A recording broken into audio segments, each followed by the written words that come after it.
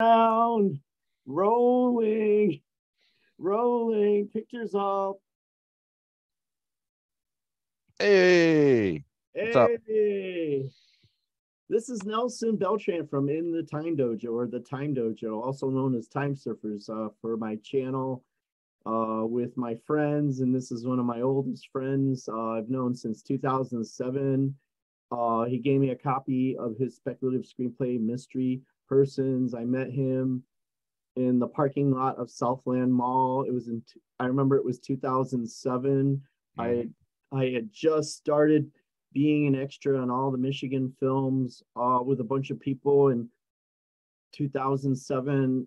I was selling Affleck and hanging out at Borders Bookstore. We had a Borders bookstore Yeah. in Southland, and I ran into this fella, and he actually gave me a copy of Magic screenwriting software that I had was able to use for about a year.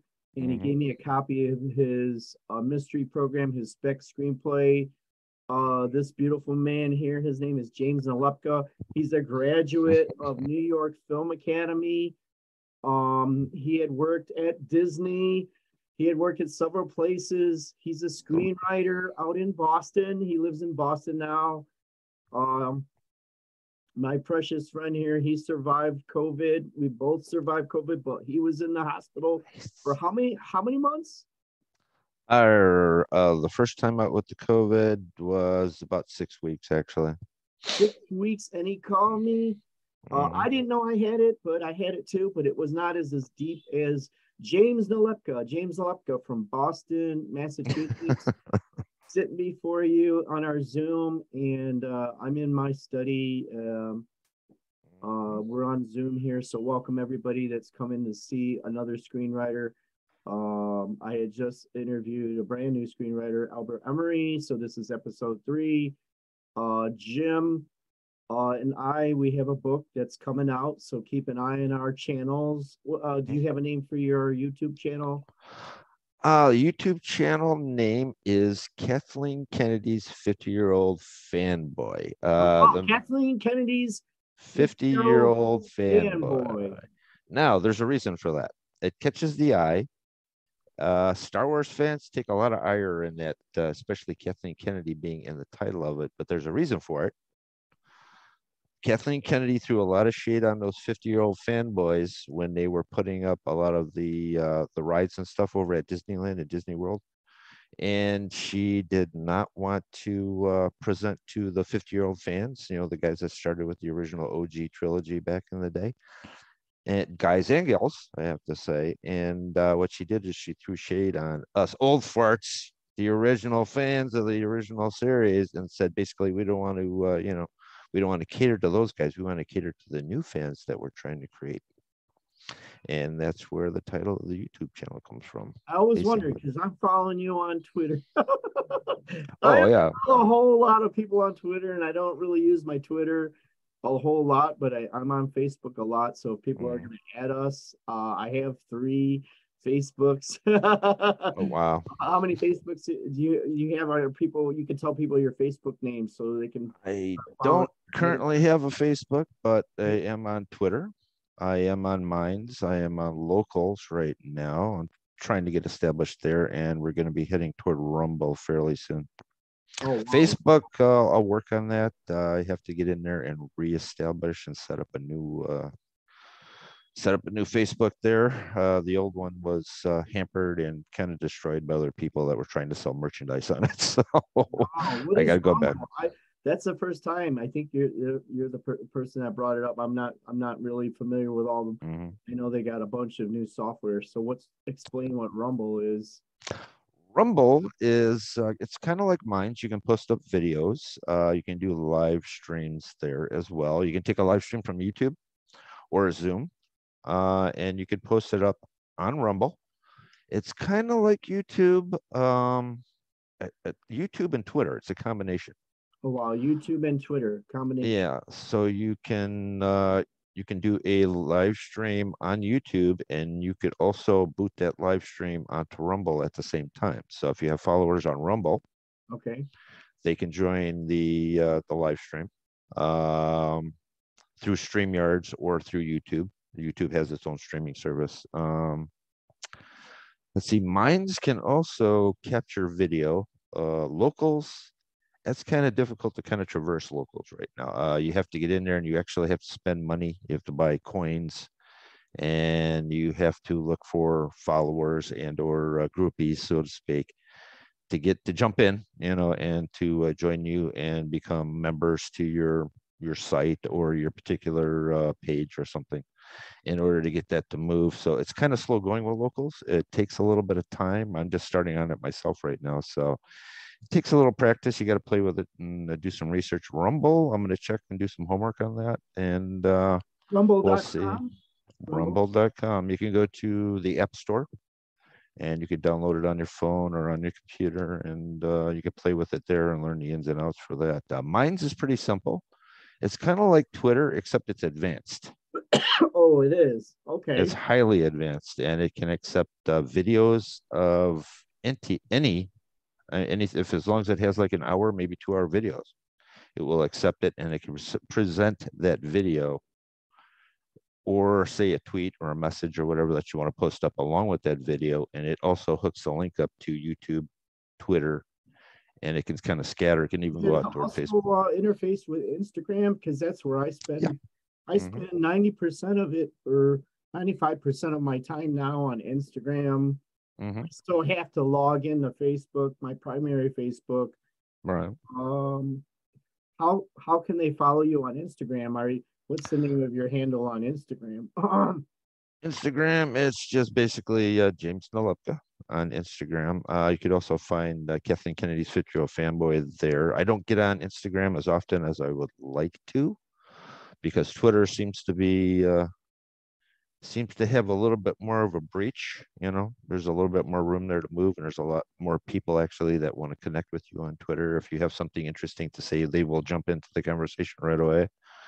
On Instagram, slowly gathering some more followers there as it goes. You can leave a short video message there. You can also put up a post for whatever videos and so on like that. If you want to start a conversation with somebody, they can obviously, how that works there. You can beat back in a conversation if you feel like it there as well. So Instagram is Instagram. It is what it is. You post up kitty pictures or doggy puppy pictures or pictures of yourself out and about, whatever, stuff like that. People get to know you personally that way. It's better on Instagram, as people like to see personal things instead of, you trying to advertise something more or less. But if they get to know you a little bit more well enough there, they will go to your YouTube channel, your Minds, wherever you're at, Twitter, and they will follow you there as well. I think you were sharing that you've been making really good contact with people in Boston film market. So could you shed a little light what's happening right now in the Boston film market? Boston, you're seeing independently or studio wise? Studio and independently. Because if I were coming out there to audition for independent film, because we're going to have a lot of viewers logging in right. us up on Instagram and Rumble and Facebook, so and Twitter after this podcast, YouTube that I upload. Please do share some.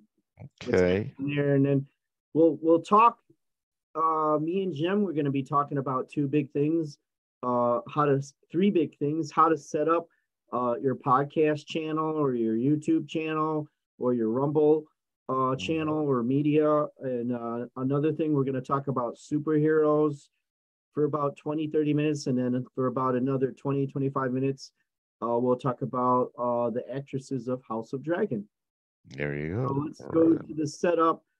Please do share with the newbies out there that want to be like us writers, us screenwriters, novelists. Okay, here in the Boston area, the independent market it's kind of open right now.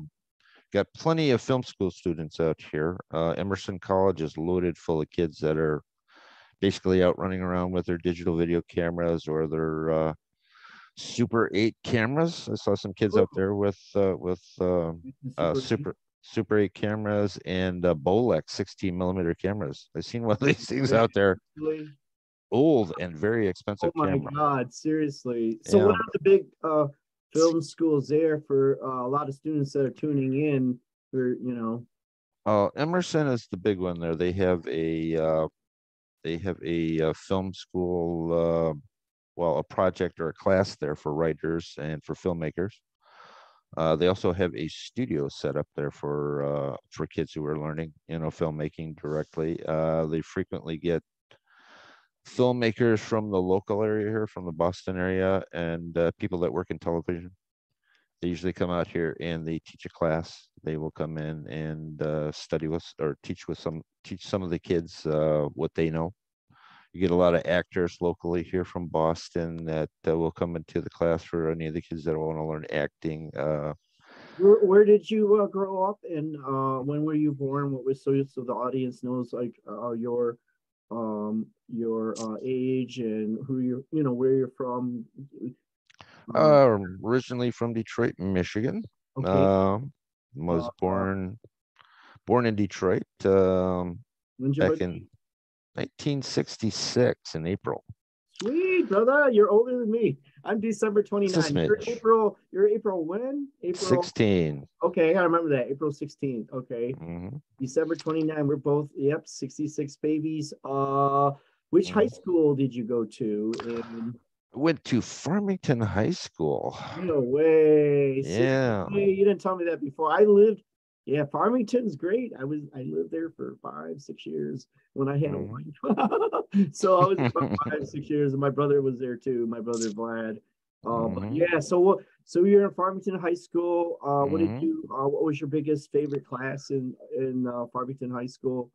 Oh, was writing and then art basically. Let's see. I Art. went from Farmington High and art. Yeah. Did some sketches and stuff like that. Still do a little bit. Um, let's see. I went to Livonia City College actually and got my master's in English literature there. No way. You Um, went to Livonia City College, and Livonia City College.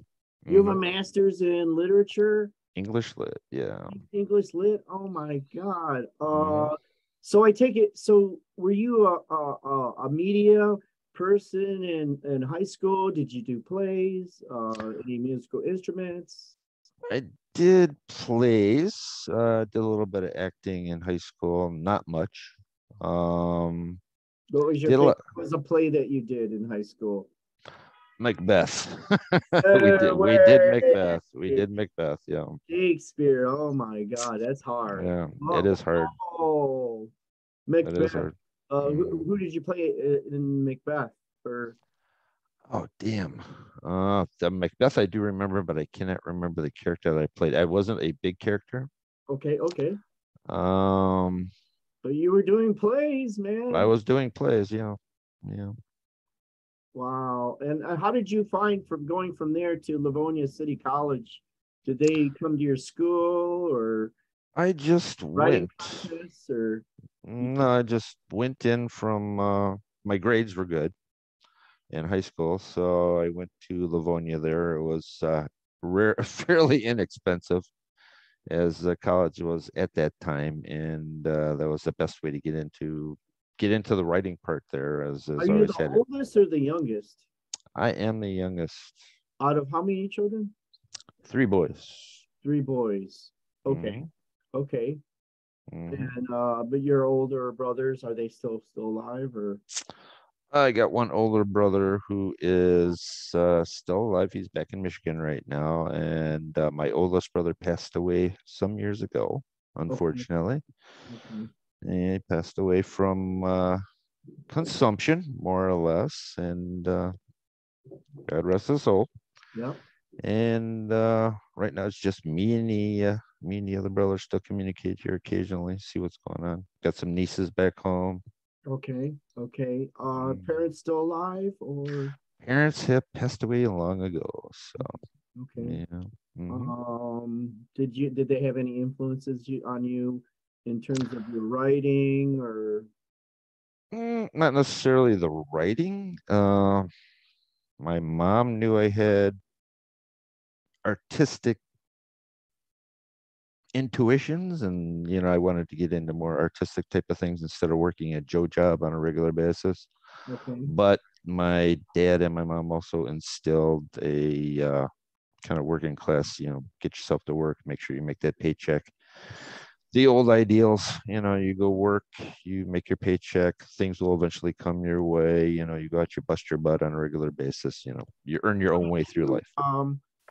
From the Livonia City College literature Mhm. master's degree, how did you go from there to New York? When you were telling me Well, about, from there, it took a few years.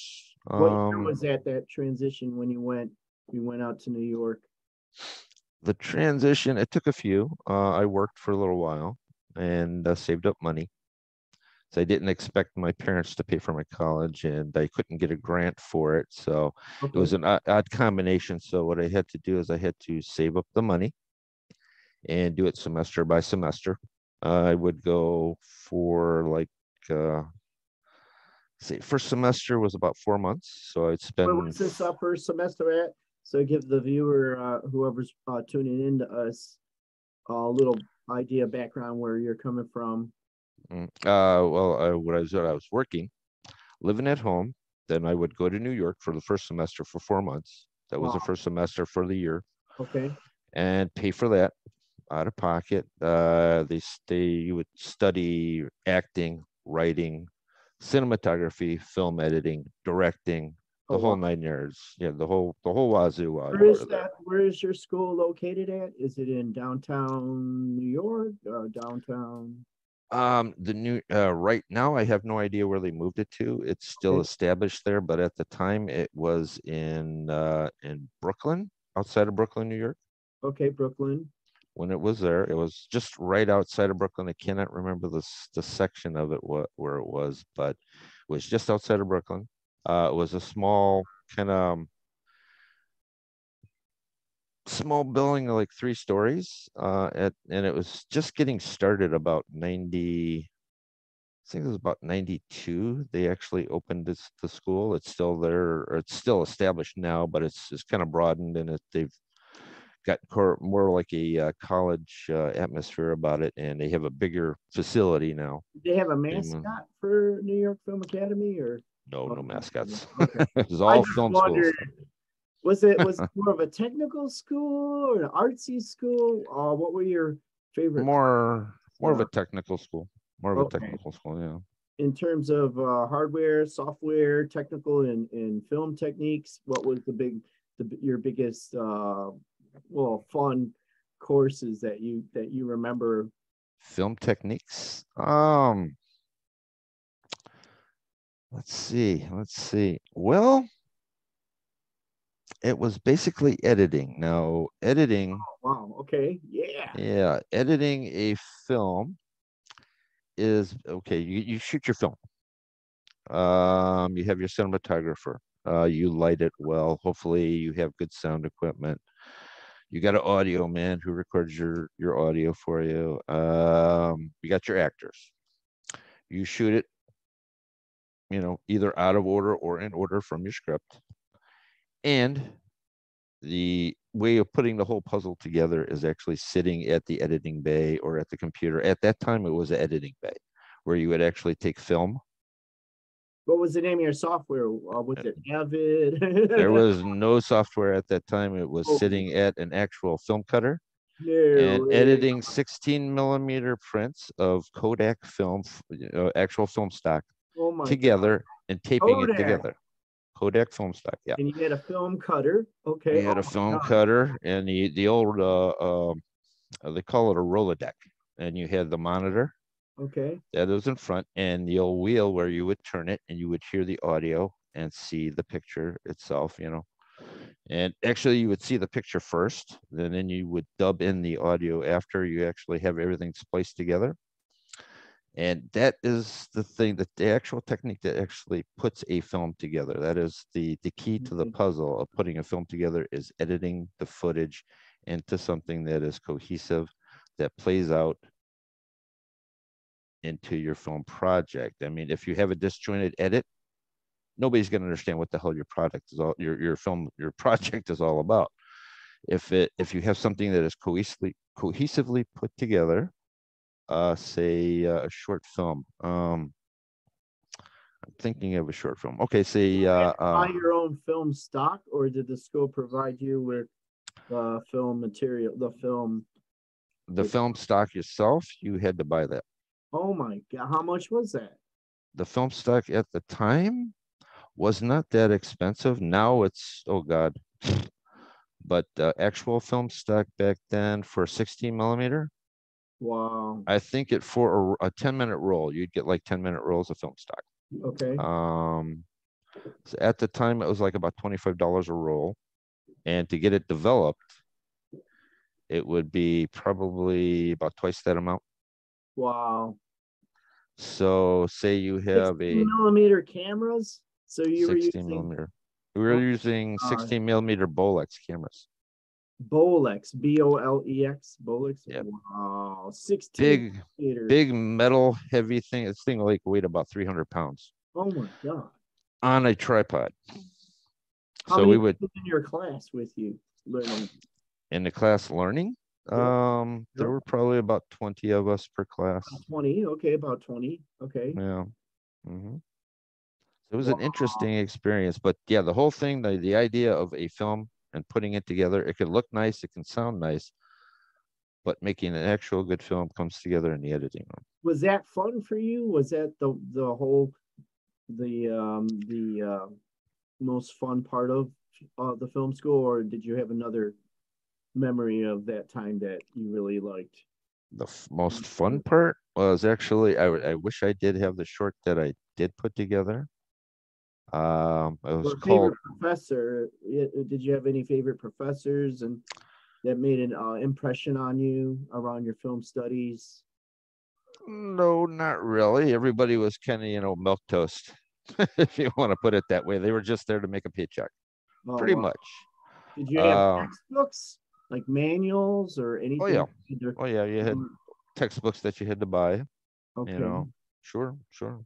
Any favorite books that you can remember that you have on your shelf today, or Favorite books? I wish I had the old books from then. were they, if you can remember? Oh God. Let's see. One was a book by Sid Mead on screenwriting.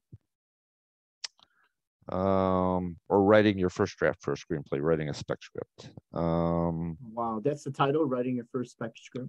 Oh wow. Writing a spec script. Let's see. Another book was, let's see, another favorite book that I had was Robert Rodriguez did El Mariachi.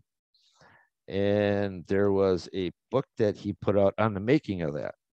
And Wow. what it took him, I I remember forget the that name of movie. Yep, El Mariachi. yeah. Yep. Yeah, he put out a book and he published his memoirs on the making of that, how he put it together and how he sent the unfinished film to Columbia Pictures. Okay. And basically what he did is he sent every bit of footage to Columbia in order to try and sell it, in order to put it together. Now I think he spent like $7,000 on the film itself. Did you see him? Did you see Robert Rodriguez at your school? I Or did not see Robert Rodriguez there. No. But we did have, let's see, Antonio Banderas was in for an appearance at the school in New York to talk to a lot of the actors or in the acting class that they had set up there. I was not there that day, oh, unfortunately, but he had stopped in for a visit. okay. Um, they had quite a few actors that stopped in there as well. Let's see. Director of photography Phil Mamu back in the day stopped in to talk to the filmmaking class, some of the cinematographers that were studying there. Let me see who else came in at that time. Did Says you I did went from you have 92 to go ahead. Did you have to have a finished product by the end of that class? Or I had a short film called Paid in Full. oh, paid in full short film. Yeah, I And what wish was considered a short film in there for you guys? How many minutes? it Let's say was about 30 minutes. 30 minutes. It was 30 minutes and it cost all 16 of millimeter, right? 16 millimeter shoot. Oh my mm, God. On a Bolex? You said a Bolex? On a Bolex 16 millimeter camera, with editing equipment, sound equipment that the school provided. And it cost about $1,500. Oh my God. And it was about a guy who, an office worker in New York, who had an outstanding debt, and the debt collector sent a gentleman to collect the debt to his office where he was working. And he basically said, you have such and such amount of time in order to pay this debt off. If you don't pay the debt off, we will come after you legally. Anyway, he blows it off. Okay, and the story continues. Now that they send the man in again to pay him one more visit, and the guy actually threatens his life. What?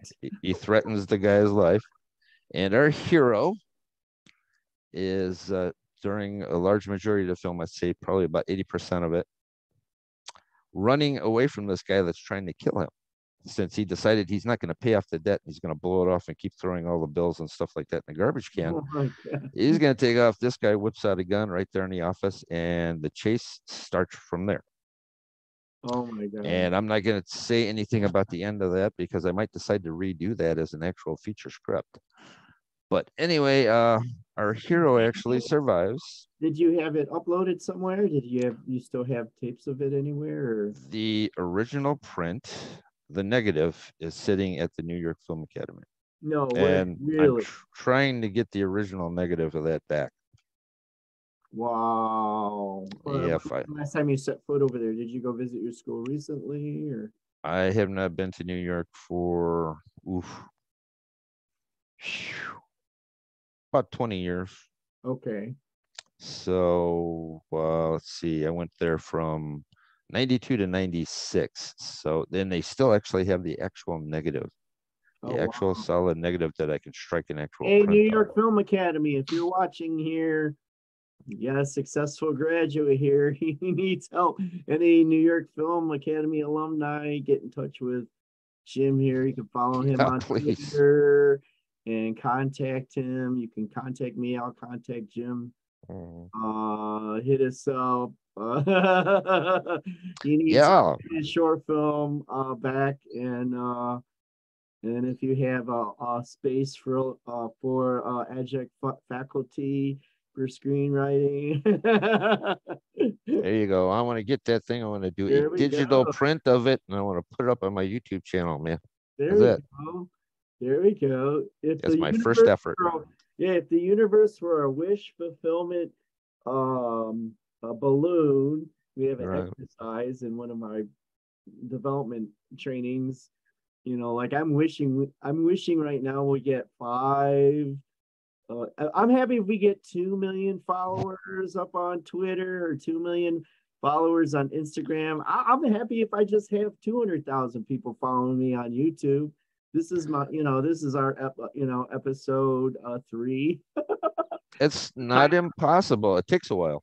It does take a while to do that, but it all depends on how interesting the live streams, the videos, the conversations can get, and if we can get people that are actually interested. And I know they're out there. There's a ton of them out there that are actually watching stuff on YouTube about filmmakers and people that are trying to get into business and are already into business right now. So, yep, you can tune in and look on our IMDb's. Our IMDb's are up there.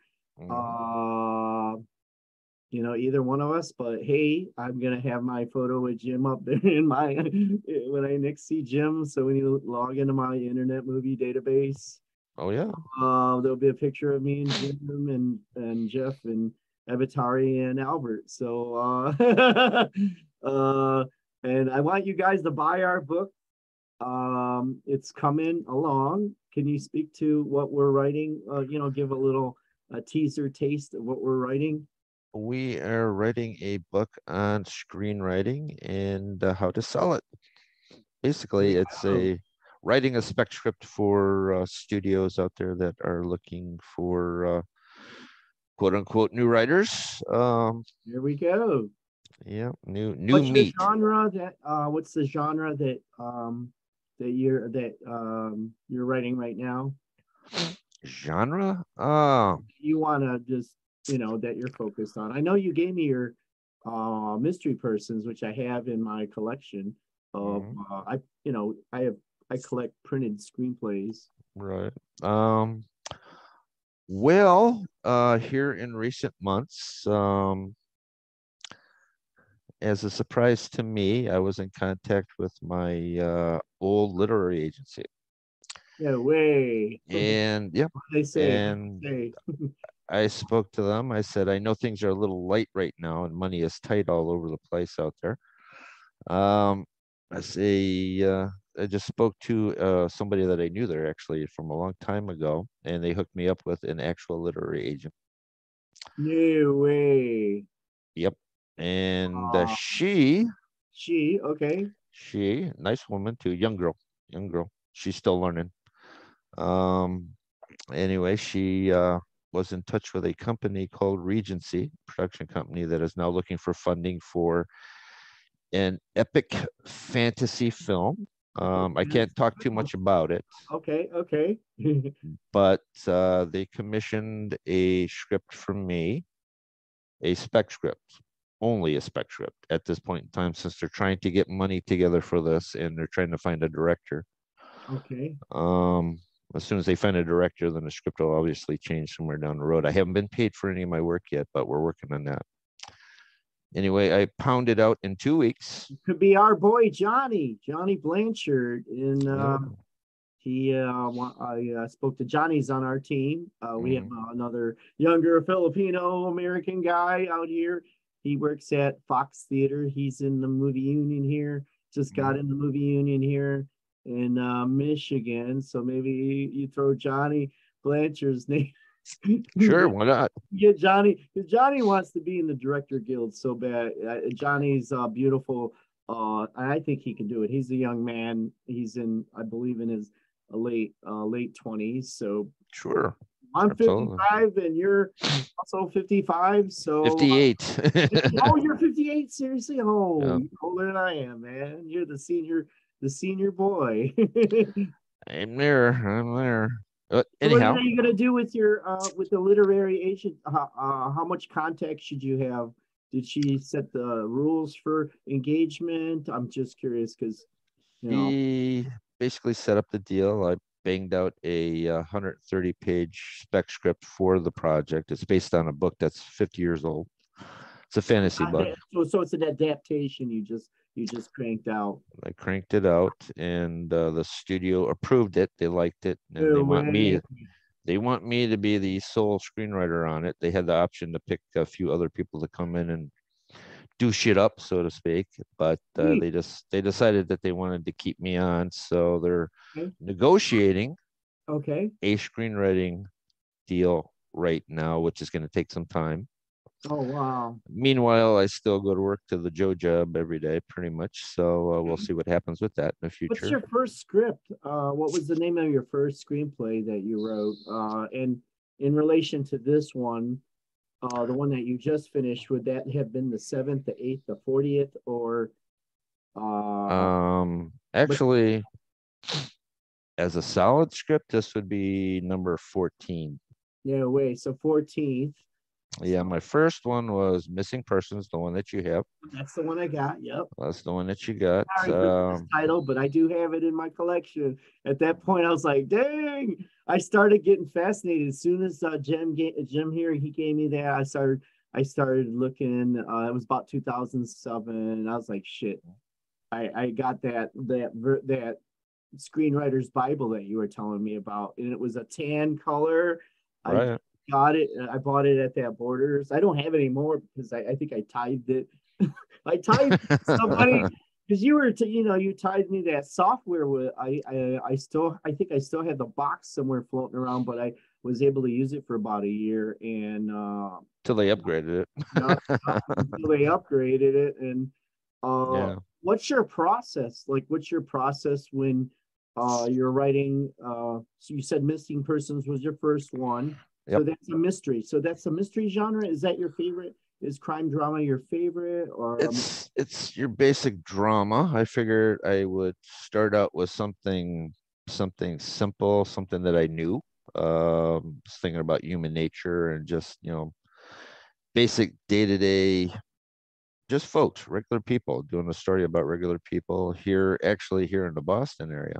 Oh, wow. Are Prior you to actually, writing it into a journal like me when I write, or are you going right into Microsoft Word? What's your process for the new writer today? If you for a new writer today. Yeah, like so they can replicate. We do. I use a lot of NLP. So if anybody that's tuning in, one may imagine watching every single of our videos. Jim's gonna be on episodes on here. So please do share. As far as writing, if you're coming up with an original script, what I do is I always keep a legal pad with me, Okay. no matter where I go.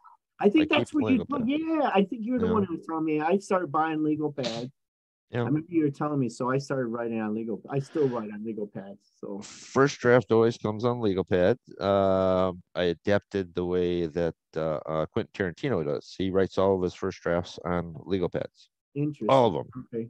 all of Wow. them. No Okay. matter no matter what he does, legal pad first. Okay. In long form on a legal pad. Prior to working it out, what I do is I sketch out an outline of the story.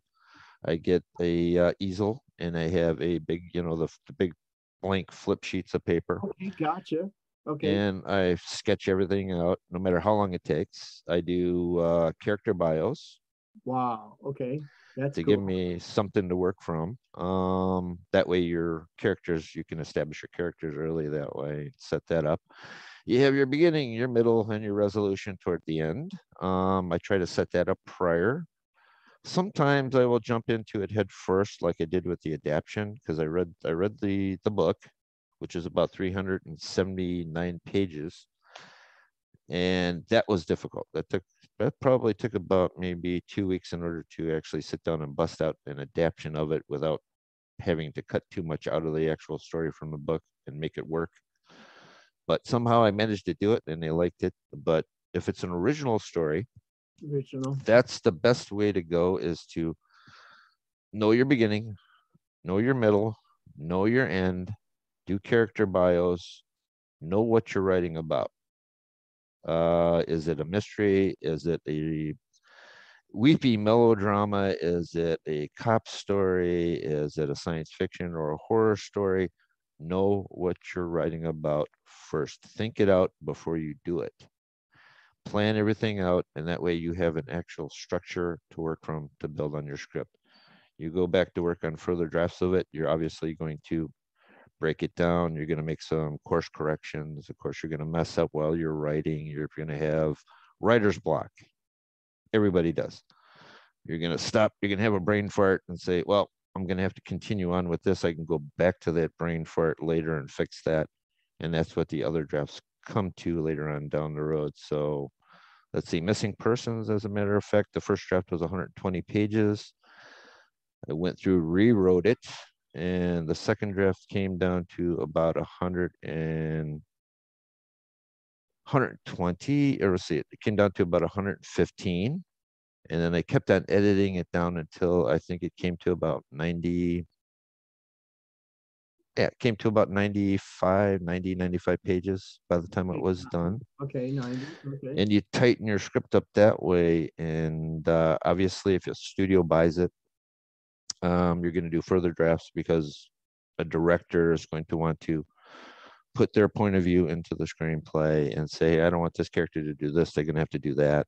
You're going to have a lot of people hitting you from every angle about your script. You're not going to agree with everything that they say, but if they bought it and it's your job, you have no choice but to actually take some of their ideas and interject them into your screenplay that you're working on. If you're a hired hand, Mm-hmm. like I am on the script for Regency for this fantasy epic, I have to go with their code of plan and what they plan on doing with it and try to follow their estimated budget as best as possible. Okay. And when a director comes in, if they actually do decide to keep me, because we know right nowadays they can change their mind in a heartbeat, Yep. um, we'll see what that person has to say about it and what they're going to want to put into it, because here comes that situation where Everybody's going to have ideas. Can we make this something that's going to be cohesive, that everyone is going to like? And specifically, is the audience that's going to spend their $20 to go to the theater or get it on streaming, $20 or whatever, their hard-earned money, are they going to want to spend that money to get into theater to go see this? And that's the main thing, is making sure that it's for the audience. Screw the executives, really. When it comes down to it, if the executives want to make money, they're going to have to make the people that go and spend their money at the movie theater or buy it on streaming happy first. So the idea is to make something that's going to be crowd pleasing, fun, specifically this one, and entertaining. And if you have something that's a drama, make sure it's poignant. Make sure you have a solid message to tell your audience, and make sure it's well acted, hopefully, and presented well. And if you do a really good job, you'll have a steady career in the film business. It's a pain in the butt right now. The studios are struggling to get financing. As we can see in the theaters right now, there's not much out, except for a lot of low budget independent features. There's one thing right there. The independent features coming up right now as to where the studios are kind of backing off a little bit. You know, they really don't have the money to spend like they used to. So everything is now streaming. You know, I have a yeah. Netflix, I have a Disney Plus, I have my Mm-hmm. the other one, HBO Yeah. subscription. But like when you were at Disney, what was your big takeaway when you were working when you were a young man? I think you were telling me you were at Disney. Back in 2007, just after we met, actually. 2007. Okay. Yeah, just after we met, and I'd given you the script there. I was getting ready to go to Los Angeles to go work. Wow. So you were in Los Angeles for how long were you there for with Disney? It's about a year and a half, maybe 2 years. I'd say about 18 months. 18 months. That's a long time in LA, especially with all, you know, today it's different, but 2007, man, you just got out of New York Film Academy. What do they have you doing? Well, I sold Missing Persons to Disney. Wow. At the time, Touchstone Pictures, actually. Touchstone at the time, one of their subsidiaries that they had was going to distribute it. Unfortunately, it's another lesson for the future film students or future Martin Scorsese's out there that want to make movies. You're going to be surrounded by Martin Scorsese's. Martin Scorsese's acolytes. Exactly. Yeah. I'm trying to remember. Oh, he's got some great movies. What's your favorite Martin Scorsese movie, since you brought that up? That's kind of cool. Oh, Martin Scorsese? Let's see. He's got a lot. Mean Streets was the first one that I'd seen, which is actually his first movie. Okay. With Harvey Keitel, which I think is tremendous. Okay. My second actually is The Color of Money. The Color of Money. The Color of Money, I think, was stunning. It was beautifully acted by everybody, and it was brilliantly written. Is that the one with Tom Cruise? Tom Cruise and Paul Newman, right? Paul Newman, yep. Yeah, man, I remember that. Holy moly! So you got Mean Streets, Color of Money, and what's your third one? A lot of people would say, like, maybe I'll go to like Taxi Driver or Casino or something like that. But my third one actually would be, let me see, as far as Martin Scorsese movies are concerned, would be a movie that he did in the last 5 years called Silence. Interesting. I'm gonna have to look that up. It's Silence. Who's the lead on that? That's Silence. The lead. Well, you got let's see, what the hell is his name? It's about two monks that go to an island to spread the word of God. Got it. To the Inuit Indians, I believe. Oh, this is back in the 17th century, 18, something like that. Okay. And let's see, we had damn it. He played Spider-Man. Is that Tobey Maguire? Not Maguire. Not the new kid. Not Tom Holland. Not Tobey Maguire. Um, Um, the other guy from the Amazing Garf- Spider-Man, Garfield, right? Garfield, who was tremendous in this movie, and Wow. the the young man that played Garfield, Andrew the Garfield. Yep. Andrew Garfield, and damn it, I'm having brain farts today during this whole thing. The gentleman who played the bad guy in the Disney trilogy of Star Wars movies. Bad guy and Dylan. Is it Hayden Christensen? No, not Hayden Christensen. Um, Sorry, Hayden, if you were tuning Yeah, sorry, bro. in. Damn it. What is his name? Played the bad guy in which trilogy? The Disney one. The Disney. You mean Rise of Walker and Rise of Skywalker, yeah.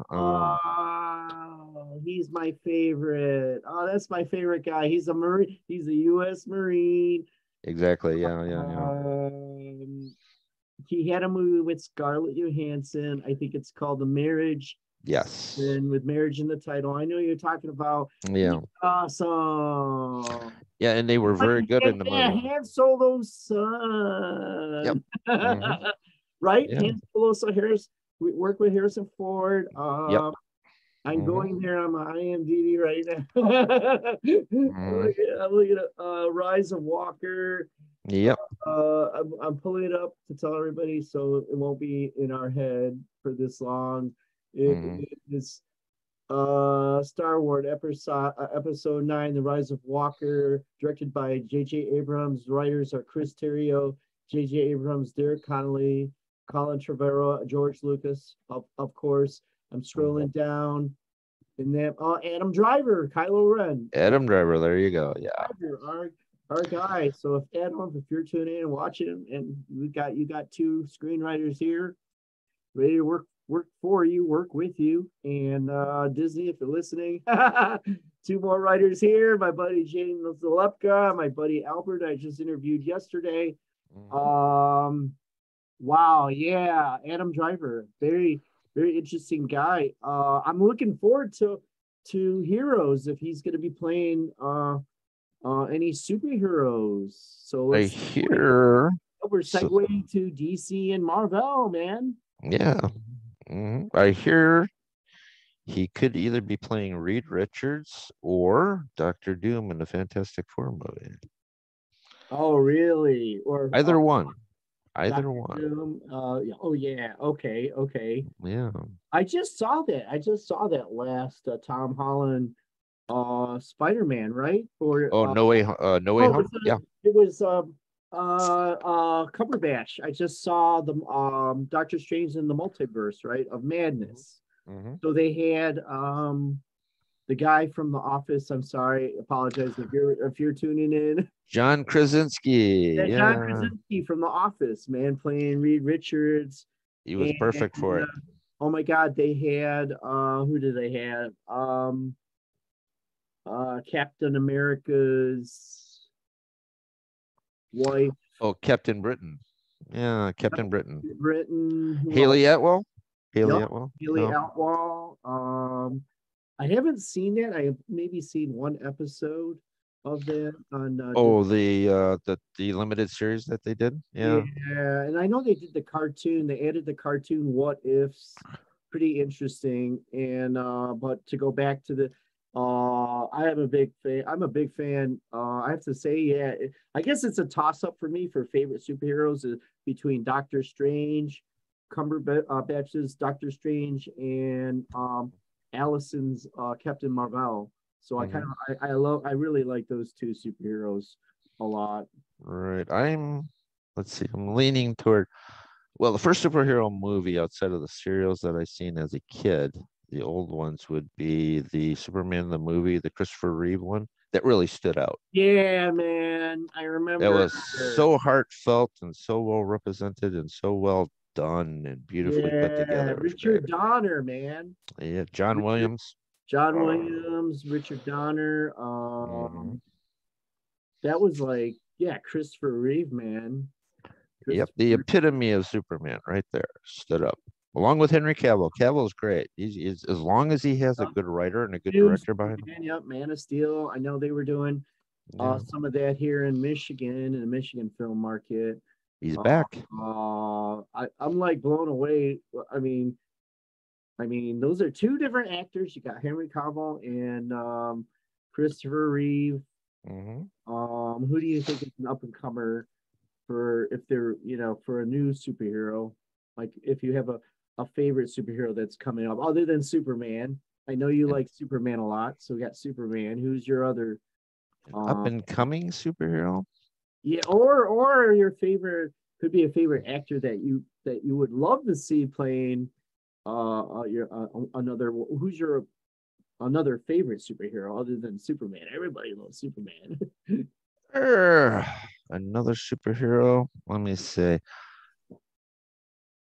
I would have to go basically with your working man kind of superhero. So I would go with, say, it's a toss up between Iron Man and Batman, but I'm gonna go Iron Man since Iron Man is more of a he's more on the mech side of things and kind of an asshole, Yeah, I basically. do love that Robert Downey Jr. Iron Yeah. Man 1 and all three. Mhm.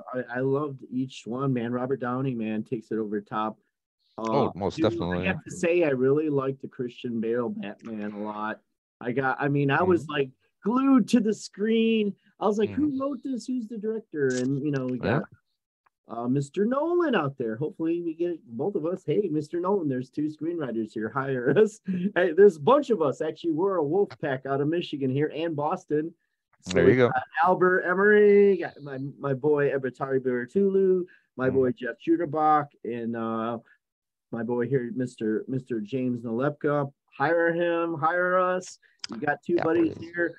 So you like Iron Man, you like Batman, you got Superman, Iron Man, Batman. Mhm. Um, who do you think is going to play the if they do have a new Wolverine? Well, obviously they're bringing Jackman back for the Deadpool 3 movie. Really, Yeah. really, They they were talking to a few actors for Wolverine, and I know they want a multi-picture deal, so they're gonna go young. yep. So Who do you think? I mean, who do you think? I mean, if you're speculating, I would go with Scott Eastwood, actually. yeah, man, isn't he Clint Eastwood's son? Right? He is. I've seen him in a lot of action. Mhm. He was And actually, I didn't know that was Clint. I didn't know he was Mr. yeah. Eastwood's son. Yeah, Uh, the thing that convinced me about that was I remember Wrath of Man, Oh yeah, the Jason Jason Statham Statham, movie. man. Oh yeah, Jason. If you're Yeah. in there, you can hire us. I edited my first edited. My first edit was a Mhm. martial arts movie at the Unity Studios in Allen Park, Michigan. So Mhm. and I know how to edit martial arts movies. We had a martial artist named Bren Foster. Hey Bren, Mhm. if you're tuning in, I know he was like the U.S. Hapkido champion, the actor Bren Foster. And then I saw you, Bren, on The Last Ship. Shout out to my boy Bren Foster. I remember you, big beefy Oh, dude. really? The Last Ship. Yeah, Bren Foster is another Australian actor. I'm a big fan of Ryan Reynolds, man. I'm sorry, sorry, Mister. I did work as an extra on Real Steel, but man, I have to say, like Ryan Reynolds, Mhm. I was an extra on Real Steel. I saw Hugh Jackman up close. So, Oh, cool. but I have to say, I do like Deadpool a lot. And I'm Mhm. wondering, do you think there'll be more Deadpools by Ryan Reynolds coming out? Oh, sure. If 3 is successful, and chances are that it will be if it's got Jackman involved as Wolverine, there will be more, if not a limited series on Disney Plus. But I'm hoping they just go strictly with movies and they keep it R-rated and very tongue-in-cheek. So hopefully they keep it the way it started out. I'm trying to remember the name of the X-Men I just saw like a year ago.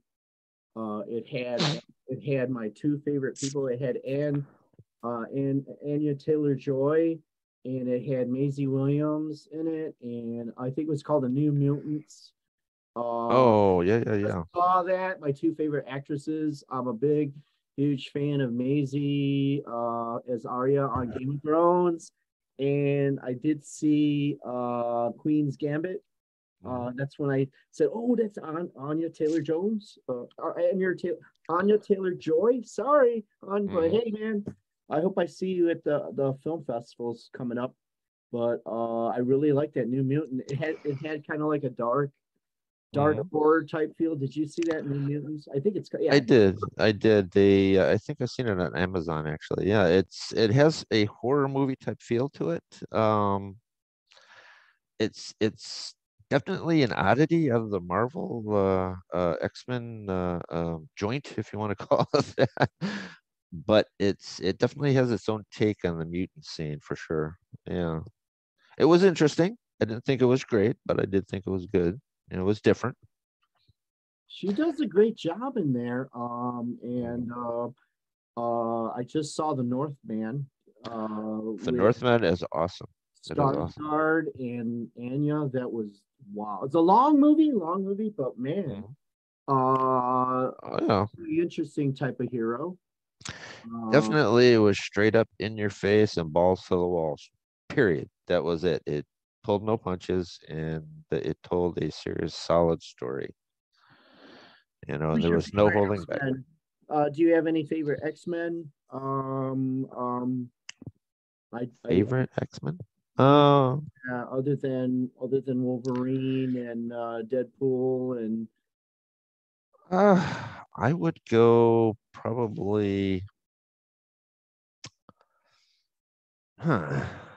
Let me see. there was an Oscar winner and I can't think of his name and Who played an X-Men?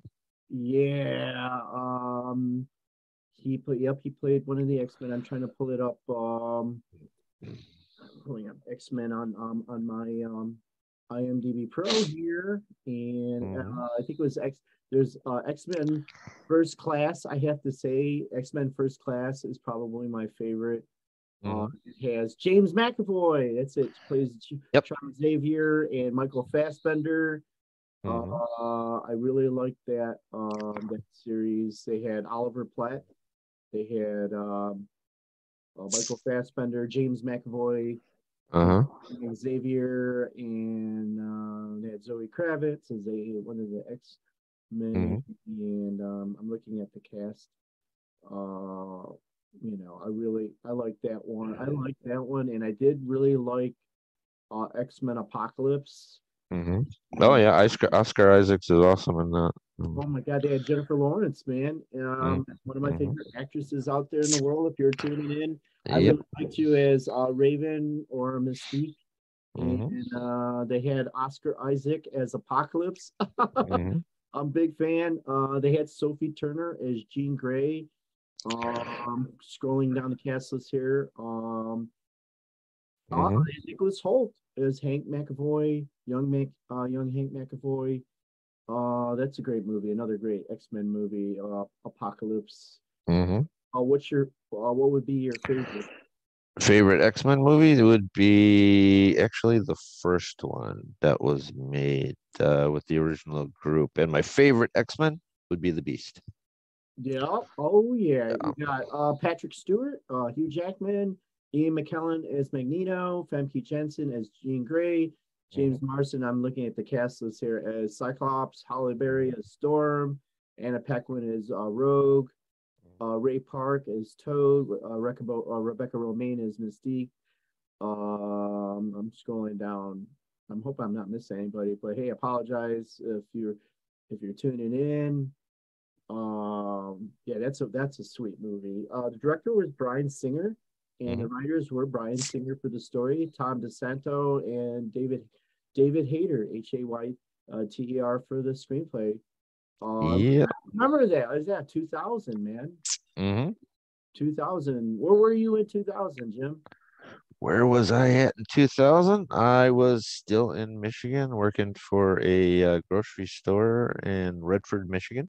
Redford, Michigan. Yeah. 2000. I was still married. Just had my baby October 6th that year. Just had my Natalie, my registered nurse girl. Shout Mhm. out to my daughter here if you're tuning in. What else? So yeah, so looks like we're gonna segue into the House of Dragon here. uh, did you ever watch any Game of Thrones or House of Dragon episodes? To be honest, I have not seen the house, or I have not seen uh, Game of Thrones, and I have not seen any of the House of Dragon first season yet. Okay, okay. Reason being is that they just finished it, the first season, and I want to jump into that and binge watch the whole entire thing when I get a solid day where I could just sit and watch, what is it, 8 hours, 9 hours? Yeah, dude. Spend the entire day and just binge watch the whole thing because I know they do a serious time jump, like about a 7 or 10 year Yep. time jump somewhere in there. And I want to see this. On top of it, it has the kid from Doctor Who, probably one of the best Doctor Yeah, I Who's love that ever done. guy. Yeah, Yep. Matt Smith, Matt man. Smith is awesome. I'm a huge Doctor Who fan. It's the longest running sci-fi series on TV, and I think I Mhm. jumped in when I started watching it because I got hooked. And they had Karen Gillan. Shout out to Karen Gillan. I really liked the Doctor Who assistants, the travelers that were Yeah. traveling with him. She was with David Tennant, or was she with Matt Smith? She was with Matt Smith. She was Yep. Matt Smith. Okay. And Amy Pond, man, Amy Pond. Who could forget Amy Pond? Karen Gillan is Amy Pond. Hopefully, be nice to me if I run into you and you did see this podcast. If you're following me up on Instagram, I know I'm following you on Instagram. Watching, I did like her duel. There's a really cool director, who's a jujitsu guy, Riley Stern. I follow him up on Instagram. I think that guy is a black belt in jujitsu. Uh, Right. I'm a lowly white belt with 2 black stripes. A great school in Southgate. If you're thinking about jujitsu, it's called Metro Jiu-Jitsu. But yeah, man. I Duel. got In a movie Duel with Kieran Gillian. yep. It's called Duel, Dual, and I believe it's about an assassin that has a clone. And I'll leave it. I don't want to do it Ooh. spoiling for Is that anybody. on Amazon or Netflix? I think it's on Amazon. Okay. And I did see it. I did watch it on one of those free websites. They have all these free websites. I'm sorry. I mean, like, Oh, pirating is the best way to go. I'm looking at, like, I don't want to get into trouble, but man, I'm not even going to mention the site. But Oh, that's fine. people do go, and a lot of us don't have the time to like hunt down that streaming subscription. I mean, That's what VPNs are for. but hey, man, I did like it. It was pretty. It had a lot of action. I did like his Art of Self Defense, man. With Art of Self-Defense was great. it's That was it's it's hilarious the too. same director, Riley Stern, and That was tremendous yeah, for wasn't it? I'm pulling up yeah. IMDb like to tell you more. I really like that. I hope he does. I really hope he does a sequel to Yeah. Art of Self Defense. I'm going to my IMDb again, but man, It was so well done. I mean, it was the presentation was droll, but it was droll on purpose to get laughs. But it was so well done. It was crazy. I loved it. and they It was consider great. it action comedy. It's an hour and 44 minutes. The director is Mhm. Riley Stern, writers Riley Stern. I'm a fan. I love the actors. They got Jesse Eisenberg Mhm. as Casey, Alexandro Nivola as Sensei. Yep, Alexandro Nivola as the Sensei. They got Imogene Poots as Anna, Steve Mhm. Terada as Thomas, David Zellner as Henry, Philip Botello as Kenneth, Jason Berkey as Alex, and the list goes on. It's a beautiful movie. I Mhm. thought it was fun. I really liked that movie that I bought. I went in and bought a Blu-ray DVD. It was so good. it has here for the I think the one line summary. After being attacked on the street, a young man enlisted a local dojo led by a charismatic and mysterious sensei in an effort to learn how to defend himself from future threats. I think it's up there. I have to say, since everybody's watching Cobra Kai Mhm. with Ralph Macchio and um, I can't remember the other actors, but man, I Mhm. just finished this last season with Mhm. the two schools battling it out on Cobra Kai, and I'm really excited for another season. But Right. amazing martial arts, and uh, people are like tuning in. I think Mhm. they're looking for a new type of hero. They're they're looking for something different. There's always an audience for something new all the time. So what's your opinion on like who's the next big superhero? I mean, if they're gonna do a big budget movie, who do you think would be the next? Um, let me see. DC or Marvel? Yeah, Um, that's the thing, man. If you were getting hired as a screenwriter, who would you go for? Who would you want to be hired? I would drift far away from Marvel at this point because Marvel has marveled itself to death. Oh man, I want to be So, hired. Hey Marvel, you can hire me. I'll go to Marvel. I'll go to Marvel or Marvel Comics. I'll hang no out. offense, Marvel. No I'll offense. hang out with you guys. I really want to meet. I haven't met them yet, and I hope you're at the Los Angeles Asian Awards Film They Festival and may you be. tune in. Mhm. Simu Liu, man, I did watch you on your TV show. I think that they film in Canada. I think it's Oh, are they? convenience store or convenience. I'm looking it up. I loved it. I loved it. It was a comedy, and it had Korean actors in there, and Hmm. Simu Liu. I did. I mean, personally, I did like Shang Chi. I thought they Hmm. did that really well. Shang Chi, Simu Liu, awesome. I hope we get a chance to work with each other. And I'm looking you up here, up on your IMDb. Shang Chi and the Legend of Ten Rings, Hmm. and the director was Destin Daniel Cretton. Writers for Shang-Chi, they got David Callahan, Destin Daniel Cretton, Andrew Lanham, Stephen Englehart, and Jim Starlin. Oh, this producer got an interesting producer, Kevin Feige, right? And All Jonathan. right. Pretty cool. You have any opinion on Kevin Feige? Hmm. Any opinion on him or Feige, yeah? Want to work with him or work? I would work with him, but he would have to stick to the old Marvel plan that he started with because he seems to be veering off 360 degrees in a different direction. What was the Marvel plan that you're bringing up? The Marvel plan was exactly how he started, was building the MCU movie, the Marvel universe. Okay, It's the okay, cinematic universe, starting with the way he did, or the way okay. they did. It wasn't just him, it was everybody that was involved with the Marvel universe at the time. With simple plans, they do Iron Man, big success. And as it moved into Endgame, after Endgame, I personally think it started to go downhill a little Oh bit. wow, yeah. I do. I do personally think it started to dive down because they started going towards certain.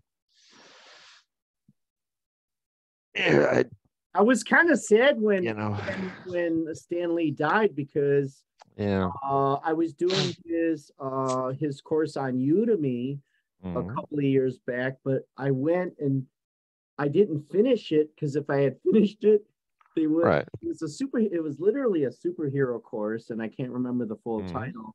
It's I believe it's still on Udemy, and they had Right. two professors out there that were doing these video clips or whatever when I logged in. So in that Mhm. course, we had to design superheroes. So I ended up writing about three different superhero. I created three different Mhm. superheroes on my own, which I'm parlaying into.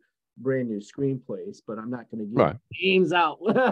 I'll tell Oh, you no in problem. private, but I would love to partner with you, and you can help me develop, these new superheroes. Sure. Remember, Stan Lee was on there. He had video, and it was in Udemy, which is a training and development online course like Coursera or Masterclass. But everybody goes to Udemy. It's a site that trains people on, everything from Tang Sudo to learning French. Right. And at that time, I mean, if you log in a day and you pay the full fee, because I was drawn to Udemy because they had classes at $9.99. But then they'll bounce back up. The fee will go up to like $120 for the course, and then they'll have their discounts again at dollars or $12.99 for like a computer programming class or something. But people don't know what Udemy is. I was explaining it, but now they're learning now. So about the DC universe, what's your opinion on the DC universe? I know you wanted to share that. DC has a chance at going neck to neck with Marvel. Feige again needs to go back to where he started. As far as DC has a chance now with Black Adam starting out strong to actually build a DC universe there, a cinematic universe at Warner Brothers. Did you see Black Adam? I haven't seen it yet, but I'm planning on going to see it. Yeah, I'm geeked about it. I'm a huge Dwayne Johnson, also known as The Rock. Right. I love his gear. I have a hat, and I have the hover. I have the hover because I go work out at Crunch. I just started hitting the weights again, but like I have his gear. Yeah, man, I'm looking forward to it. I want to see Black Adam. That's on my list to go see this week in the theater. But yeah, I did see Shazam. I mean, it's they both had the same almost kind of. They had the guy from Chuck. I can't think of his name. I follow him up on Instagram too. If you're tuning in, Shazam, I thought was a good movie. I liked it. I know people are gonna poo-poo me and go, no, son, you need to be watching all the other stuff. But man, I thought it was solid. Shazam. Oh yeah. Shazam was definitely solid. Yeah, they did. It was perfect. I mean, it was well done, well put together. They had a perfect cast. Everybody did a great job. The director comes from a horror background, which was odd, but actually a good choice. Oh wow! And I'm looking forward to Shazam 2: Fury of the Gods, he also directed that. If you don't have a concept, you got two writers here ready to work for a couple million. Come on. Sure. Absolutely. You know what we're doing. We've been writing a long time. What do you think about that new Black Panther movie? You have an opinion on? I think it's called Wakanda Forever. What do you think? I just saw. I'm trying to find my Entertainment Weekly. I just saw one of the dudes on the cover. I have a brand new Entertainment Weekly or something. He's on the cover of Men's Health. I'll give it a go. I like Ryan Coogler as a filmmaker. You do? Okay. We'll see. I like the cast. I don't like the casting of Neymar. Okay, got it. Yeah, I don't like the casting and the fact that they changed his entire origin story and completely. Oh, really? But he's actually more Asian than anything else in the book, and more alien than he is in Latvian. So, but it's already done, so it's already there. But I'll still. So they already shot it. Oh wow! So they already shot it. Yeah, it's already completed, and it's actually coming out in February, I think. Or wait a minute, no, next month, November. Really? Yeah, I think it looks good. Like I said, Ryan Coogler is a great director and a great filmmaker and a great writer, and I will give it a pass. I will go see it. I don't know. We'll see. I know we all know who the new Black Panther is already. We already pretty much know that it's his sister series. So. I wanted to preface everything that we're saying that I'm not a critic, like professional critic, like same here. Those two guys that I used to watch, and I know there's only one alive now, but I used Siskel and Ebert. Yeah. So I wanted to preface that every episode on the Time Dojo is mainly from a point of view of a filmmaker, but any of our opinions, I'm just a fanboy. We're just fanboys. Yep. And if you disagree with what we like, no problem. I have no problem with that because Sure. I just know how to write film and edit it, and I play bad people. So I just started playing bad people. But I would love to play good people. But hey, if you want to fund me and Jim here, please contact us and let us know because we adapt. We adapt and we're able to build friendships, long term relationships with people because I know there's a lot of a-hole writers out there, but you're looking at two. I have a friend's dude. I have a friend's. I'm a huge fan. I'm standing up. I got a central perk. Dude, I'm a friend.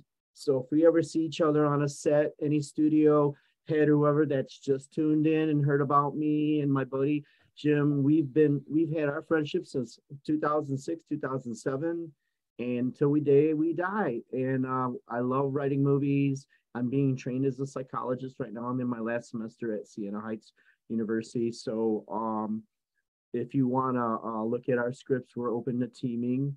And we both have for a lot of friends around us that are working with us in the film industry. So, I understand.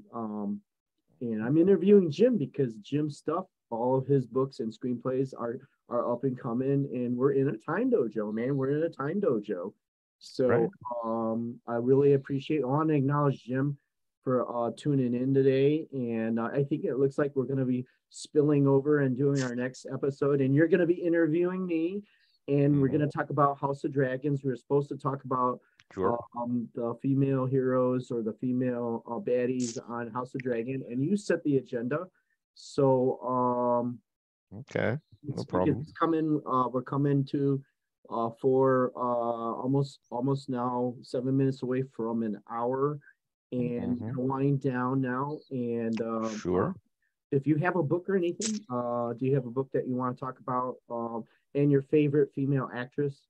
I like talk about those things in the end. A book or a female actress that you wanted to pitch or book to pitch, or analyze. Let's see, a favorite book. Probably Isaac Asimov's Winds of Change. It's a series of his short stories. Okay, Winds of Change. Okay. Yeah, it's a lot of really cool short stories in there. Read? What are you reading? Is that your favorite book that you just read, or? It's a favorite book that I have just read. It's a book that I read way back in the day when I was a kid. As a matter of fact, the paperback itself is as old as that. It was printed back in. You have to Isaac Asimov's Winds of Change is Winds of Change. Isaac Asimov's Winds of Change. I haven't read that. Yeah, it's a series of his short stories that he had written, and it has one of the stories called Belief that I'm going to do a crowdfunder for, and we're going to do a short film. Me, you, and the rest of the guys. Okay. We're going to do a short, and we are going to actually shoot a solid film with a solid budget that's going to run 30 minutes. Sweet. Okay, I'm enrolled. We'll chat. We'll talk about that here when it comes up to it. We're going to do an Indiegogo. I'm working on that as well. I'm trying to figure that one out. To one of my friends. I have two friends. Remember, I got two buddies. You can also show them the B plan around that. You always have to have a movie plan out there. Sure. A movie plan, it doesn't work. I got trained heavily on movie plans by Unity, by Unity Studios. Paulette Lifton. She trained me as motion picture editor. So I have solid. She's out there. Hi, Paulette. I know if you're tuned in. I know you're in LA. She does a voice mastery training. She teaches people, I think, on sound and voice training. Paulette Lifton she lives, I believe, in Los Angeles.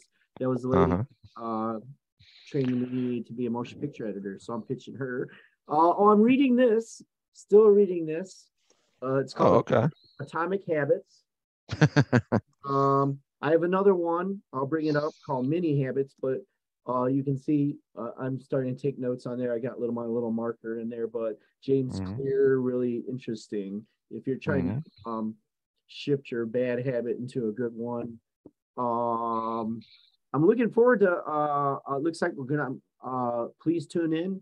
I wonder how soon it is before you delight and amaze yourselves as you tune into Jim's YouTube channel. Can you talk about your YouTube channel again so that they can follow you? My YouTube channel is Kathleen Kennedy's 50-year-old fanboy. We're currently doing a little social commentary in a few videos. When I get an opportunity, I will do one. It's kind of hard to actually do daily content, but I'm going to continue to try. We're doing reviews of Disney Plus Andor, and I'm doing reviews of She-Hulk. Anyway, we're gonna finish up those videos Those soon. are, yeah, those are, I can't wait. Maybe we can do Yeah, a whole Star Wars episode together and we can. Yeah. analyze and break it down for Hmm. people. Oh man, I Sure. remember real quick story about Star Wars. The first time I saw Star Wars was the Hmm. first time I was 12 years old. My brother was 10.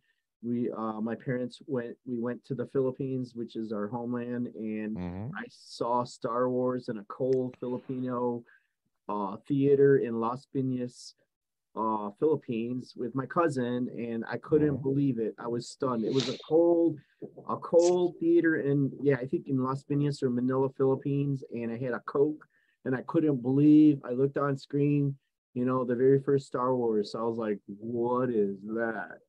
Hmm.